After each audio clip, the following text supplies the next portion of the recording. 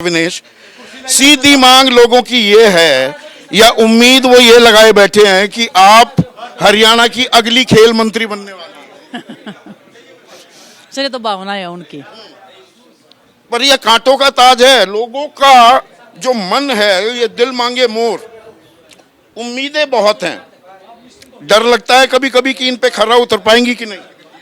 डर तो नहीं लगता, लेकिन हाँ थोड़ा सा फील हो रहा है, रिस्पॉन्सिबिलिटीज ज़्यादा बढ़ गई हैं। जैसे हम रेसलिंग करते थे तो वो ऐसा नहीं था कि कुछ देना है ना, वो ठीक है हम अगली बार दे देंगे। इसमें नहीं, दांव पेच तो वहां भी चलते हैं ना, या उसके लिए दिमाग प्रोग्राम हो जाता है। वो प्रोग्राम हो जाता है। वो अभी इस चीज़ को देख के लग रहा है कि कुश्ती बहुत आसान है। हाँ, पब्लिक में रहना, पब्लिक के लिए करना, हर एक इंसान से मिलना बहुत मुश्किल है। उनके लिए कुछ करना वो बहुत मुश्किल है। उसके लिए भी एक अलग से लड़ाई लड़नी पड़ती है, क्योंकि एक काम ऐसे नहीं है। अपना सिस्टम भी ऐसे है ना कि अगर किसी अधिकारी को ऐसे बोल दिया कि ये करना है तो वो एक बार में नहीं सुनता है ना। तो बहुत चीज़ें हैं, चैलेंज तो बहुत है, लेकिन जिंदगी में चैलेंज नहीं है तो क्या जिंदगी है। तो बस ये है कि जिंदगी में चैलेंज मिला है तो पूरा जरूर करना है। चुनौती के लिए तैयार हैं। ये चुनौती के लिए तैयार किसने करवाया? राहुल गांधी ने करवाया, दीपेंद्र हुड्डा ने, भूपेंद्र हुड्डा ने, या आपके वर्स हाफ, बेटर हाफ तो आप हैं, सोमवीर राठी ने? तैयार किसने कराया या खुद मन बनाया?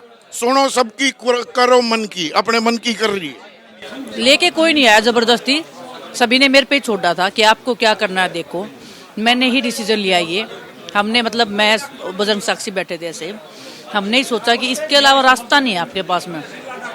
ये तो ऐसी सिचुएशन में है, अगर मैं 2 साल पहले अगर हम जंतर मंतर पे नहीं बैठते ये सब नहीं होता।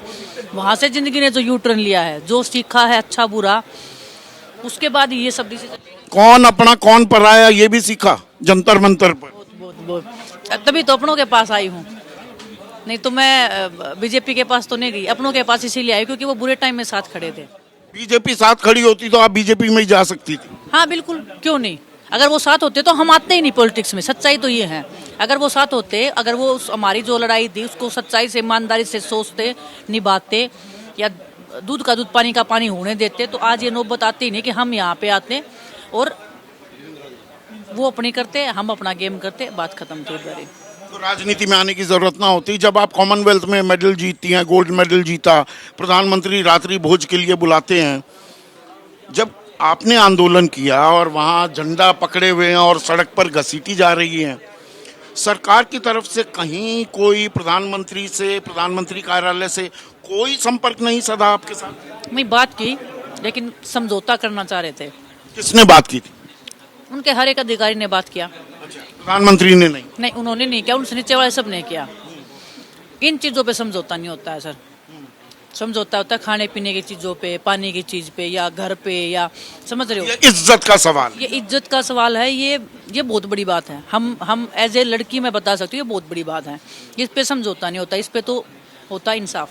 वो इंसाफ नहीं हुआ बस। इंसाफ पेरिस में भी, उसकी कहानी तो खैर हम बाद में तफसील से बात करेंगे ही, लेकिन जब आपका 100 किलोग्राम वजन, 100 ग्राम वजन आपका बढ़ा हुआ मिला, तो कानूनी आपके पास विकल्प भी मौजूद थे। ये आपको किसने बताया? ये मेरी एक जब हम प्रोटेस्ट में थे तो एक फ्रेंड हैं, वो इंटरनेशनली वो पूरे स्पोर्ट्स में और ये सब करते हैं। उन्होंने मुझे अप्रोच किया था कि ऐसे ऐसे चीज़ें हैं। भारतीय प्रतिनिधि मंडल ने, जो हमारा डेलीगेशन था, उन्होंने कोई आपकी मदद नहीं? कोई मदद नहीं? बाद में वो सब रूप में आए हैं सब लोग। मेरी जानकारी ऐसी है कि वहां पर आपको और बाकी देश के खिलाड़ियों ने बताया कि सही तरीके से आप कानूनी लड़ाई, आपकी कानूनी लड़ाई लड़ी जाती तो मेडल आपको मिल सकता। ये ऐसा सच है क्या? सच है। ये दुर्भाग्य है देश का ही। वो मेडल ये इतना ईगो पे ले गए कि ये मेडल मेरा था। ये मेरा नहीं था, ये देश का था। देश चाहता तो ला सकता था, लेकिन वो नहीं लेके आए। वो कौन नहीं लेके आए वो तो सबको पता ही है। वो विनेश का कैसे था? वो तो भारत का मेडल होता। ये बीजेपी वाले तो सोच रहे हैं ना विनेश का था, तभी तो इन्होंने इतना मेरे से बदला लेने के लिए इतना सब किया है। कोई सहायता नहीं? नहीं, कुछ नहीं। अब इसको ठीक करना है, एकेडमी बनाएंगी, कोई आपने गेम प्लान भी बनाई है जो महिलाओं के लिए, बच्चियों के लिए, बेटियों के लिए आप एक प्रेरणा स्रोत भी हैं? अगर मैं किसी जगह पे बैठी हूँ तो ये जरूर आश्वासन दे सकती हूँ मैं लड़कियों को, कुछ भी गलत हो आप मेरे को एक फ़ोन कॉल करो बस, जहाँ पे लड़ना होगा फिर मैं लड़ूंगी। ये कम से कम उनको विश्वास तो रहेगा ना कि कोई भी कुछ भी गलत करेगा। जैसे हमारे साथ में सामने कोई खड़ा नहीं था, हम बताएं तो बताएं किसको, घर बताए तो लड़की मर जाती है, घर से बाहर बताए तो उसके ऊपर लांछन लगाए जाते हैं, किसी अधिकारी को बताए तो फिर उनका गेम कर रहा है उसका गेम खत्म कर देते हैं कि हमने कितना झेला है। तो उनको कम से कम वो लड़कियों को ये संतोष रहना चाहिए कि विनेश वहाँ बैठी है, वो अवेलेबल है, एक फ़ोन कॉल पे आपके साथ जो भी हो रहा वो बताओ, आपका नाम भी कहीं बाहर नहीं आएगा, मैं लड़ाई लड़ूंगी। वो कम से कम उनको विश्वास होना चाहिए बस। बजरंग ने भी साथ साथ कदम ताल की, पूरा भाई की तरह आपका सहयोग, आपका समर्थन किया। तो ये तय आप लोगों ने आपस में ही कर लिया था, मैं चुनाव लड़ूंगी भाई तुम पोस्ट ले लेना है? नहीं, ऐसे मैं बता रही ना, हमारी ऐसी कोई बात नहीं होती कौन लड़ेगा कौन नहीं लड़ेगा, ऐसे करके हमने पार्टी पे छोड़ा है कि कैसे क्या करना है और उन्होंने डिसाइड कर दिया। और मतलब बजरंग को जो मिला है वो भी हमारे दिल के बहुत करीब है। हम एक मेरी माँ ने मैंने खुद खेतों में काम किया है, मैं ऐसे क्यों बोलूँ कि माँ ने, मैंने किया खुद। मेरी मम्मी को एक बार चोट लग गई थी, 1 महीने तक मैं खेत में गेहूँ भैंसों के लिए चारा मैं लेके आई थी। मुझे बैलगाड़ी भी चलानी आती है, मैंने भैंसों का गोबर भी डाला है, मैंने दूध तो मेरे को निकालना आता नहीं है जो भैंस का निकालते हैं, बाकी मेरे को सब आता है, तो सब किया है। तो वो दर्द को मैं जानती हूँ। और वो ऐसी मेरे को ऐसा लगता है बड़ी जिम्मेदारी बजरंग के पास में आज। मेरे पास तो सिर्फ लोगों की उम्मीदें हैं, उसके पास तो ऑलरेडी वो जिम्मेदारी आ गई है। अपने पिता को याद करती हैं? सर ये बहुत सेंसिटिव टॉपिक है, बिल्कुल याद करती हूँ। और ये देश को पता होना चाहिए। देखिए लोगों को भाई विनेश यहाँ आ गई, 100 किलोग्राम, ब्रजभूषण चरण सिंह, ये तमाम बातें राजनीति, हम भी वही सवाल पूछते हैं।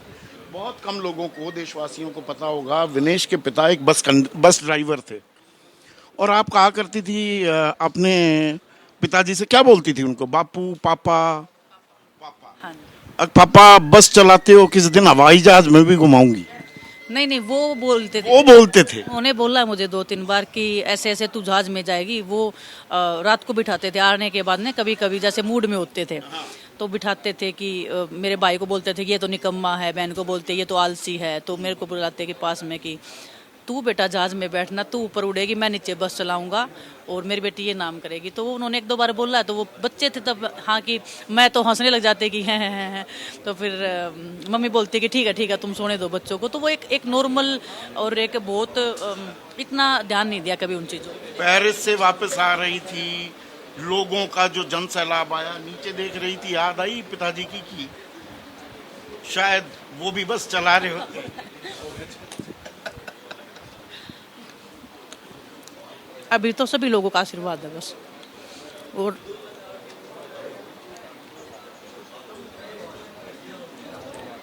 उनकी भी कहीं ना कहीं शक्ति है जो 2 साल में झेला है, जिससे हम एक टाइम पे ऐसे लगा था कि मर जाएंगे सब लोग।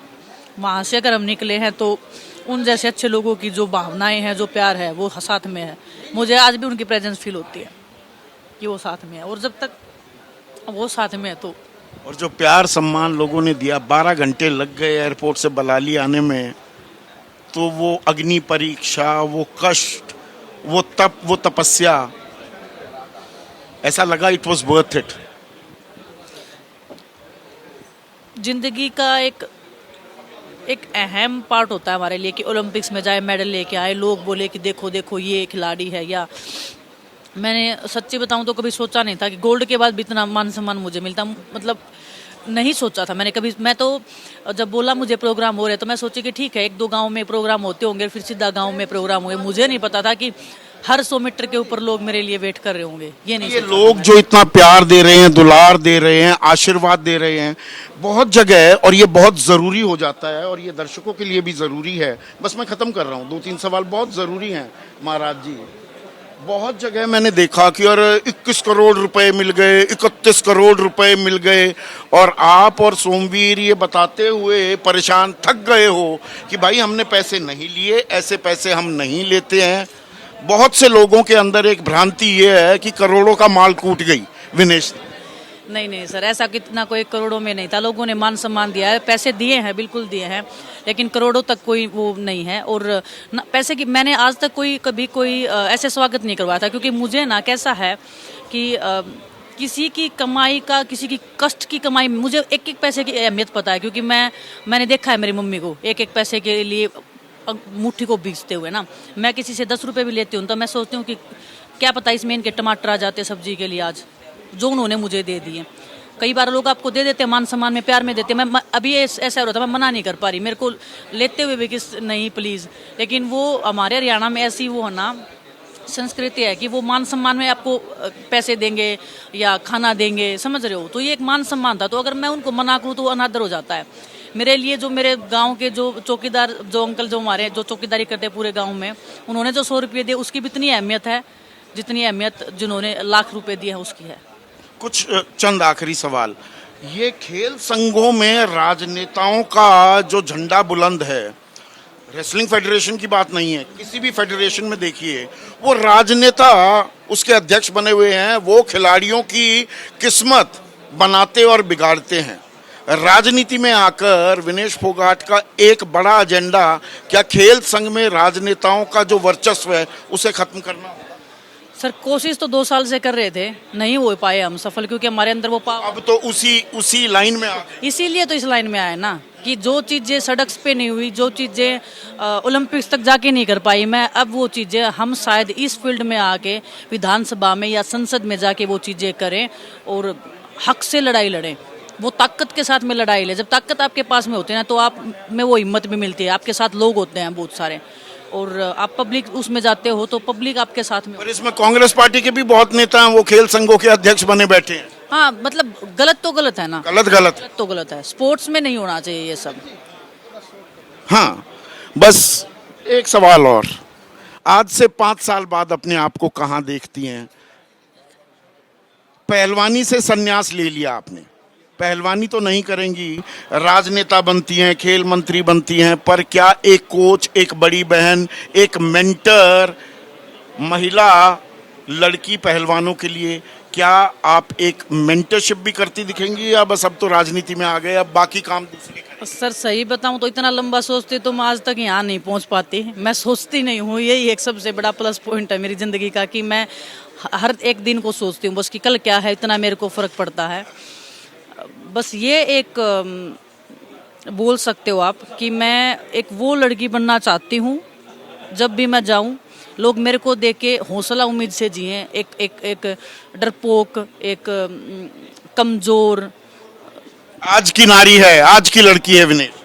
हाँ आप जो भी बोल लीजिए, लेकिन वो कमजोर, जो हार मान जाने वाली वो चीजें मैं नहीं चाहती। मैं जाऊं तो गर्व से जाऊं कि मैंने लड़ाई लड़ी आत्मसम्मान के साथ में, और वो हौसला, वो उम्मीद, वो मैं छोड़ के जाऊं, क्योंकि मरना तो सबको एक दिन। जो ये चीजें हैं वो आने वाली जनरेशन के लिए। कितने साल पहलवानी की आपने? 25 साल? 25 साल, 24 साल की। 24 साल पहलवानी। कभी रेस्ट लेने का दिल नहीं? अब राजनीति में आ गए, कभी ये नहीं घर में पढ़ के सोऊंगी आराम से, बालक बुड़क करूंगी, माँ बनूंगी?